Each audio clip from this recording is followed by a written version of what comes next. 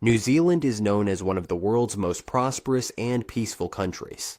There's no war here, corruption is nearly non-existent, and all citizens can enjoy high-quality education and healthcare resources.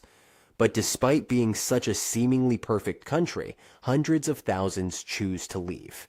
It's a puzzling issue. Why would a nation that the whole world envies have its own people scrambling to leave? In this video, we'll uncover the harsh reality beneath New Zealand's shiny exterior. New Zealand is often called the last pure land on Earth.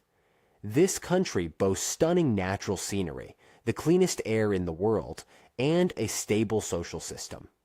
Its corruption rate is the lowest globally, living standards are top-notch, and its governance model is praised by many developed countries. But behind this facade of prosperity lies a shocking truth. Nowadays, nearly 15% of New Zealanders reside in Australia, a number equivalent to the entire population of Christchurch. They are not war refugees or disaster victims. They are people who have voluntarily left this country. New Zealand is like a solitary island at the end of the world, breathtakingly beautiful yet isolated. It is far from the world's major trade routes, with a national population of only 5.3 million. And this is where the problem stems from. A small country like this struggles to nurture globally competitive industries. Products that can be produced in New Zealand can often be manufactured faster and cheaper in Asia or Australia. Even in the financial sector, investors prefer Australia or Singapore. However, New Zealand's agriculture and real estate remain solid foundations. Dairy and meat farming bring in massive revenue for New Zealand, but these two industries heavily rely on advanced technology and require minimal manpower. New Zealand is the world's largest dairy exporter, and its meat, beef, and lamb products are unmatched in quality.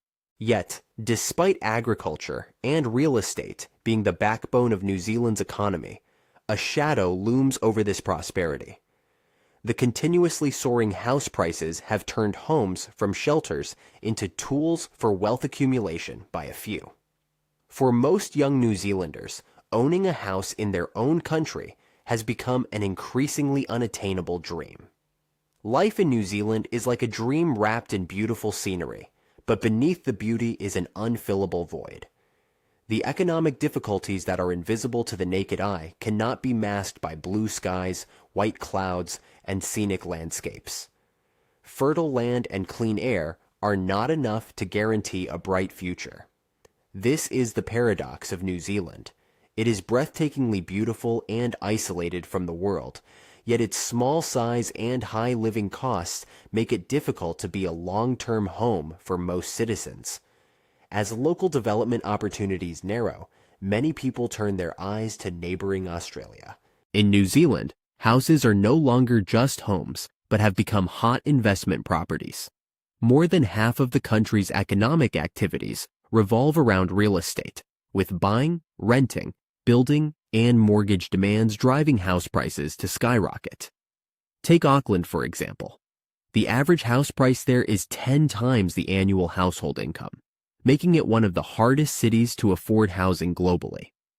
The New Zealand government once implemented policies to restrict overseas buyers from purchasing homes in an attempt to stabilize house prices, but these policies had little effect.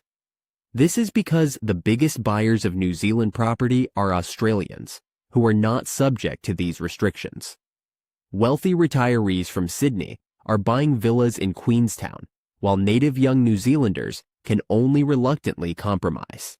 The high house prices, coupled with incomes that can't keep up with inflation, have trapped many young people in a vicious cycle. They can't afford to buy a house or plan their lives. While New Zealand's house prices continue to soar, more and more New Zealanders are choosing to move to the livable neighboring country of Australia. Australia is not only New Zealand's neighbor, but also a larger, wealthier, and more opportunity-filled big brother. Culturally, the two countries are like close brothers, sharing a common language and similar legal systems, and citizens of both countries can travel freely without needing a visa. This has led to a brain drain. A large number of young professionals, skilled workers, and scholars from New Zealand flock to Australia.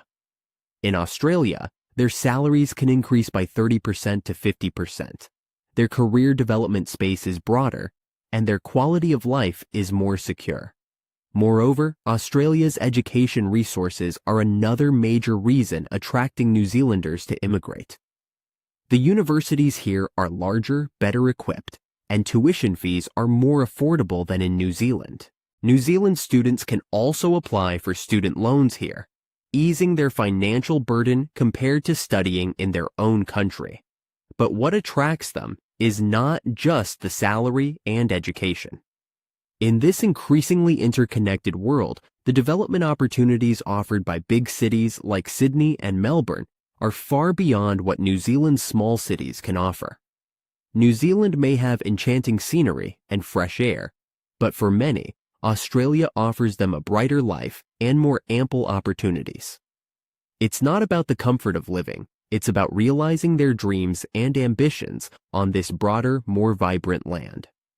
Nowadays, New Zealand is like an abandoned paradise. Luxurious mansions stand by the lakeside, but their owners are far across the ocean. Shops in the cities frequently face labor shortages, and rural farmers can't find young people to take over their work. The agriculture that once supported New Zealand's economy now barely survives with advanced technology, requiring minimal manpower. But with New Zealand's birth rate continuing to decline, and more young people choosing to venture abroad, who will fill these gaps in the future? The New Zealand government has started to pin its hopes on immigration to alleviate the labor shortage. But ironically, many immigrants, after obtaining permanent residency in New Zealand, still choose to move to Australia, not to mention the local New Zealanders. This pursuit of better opportunities has formed a vicious cycle that is hard to break. New Zealand continues to bring in overseas labor, only to watch them eventually flow to the more attractive Australia. This country, once having the highest quality of life in the world, is now gradually becoming a temporary stop for many people. New Zealand still boasts captivating natural scenery, a stable political environment, and a rare sense of security in this world. But these are ultimately unable to retain those who want to leave. Because the meaning of paradise is never just about the scenery, but whether it can provide people with opportunities to realize their self-worth. As long as New Zealand's house prices remain sky high and neighboring Australia's development opportunities continue to outshine, this wave of population outflow will not easily stop. This might not be a failure of a country, but a question left for us by this unbalanced world. The question is, will New Zealand eventually become a hollow city, all show and no substance?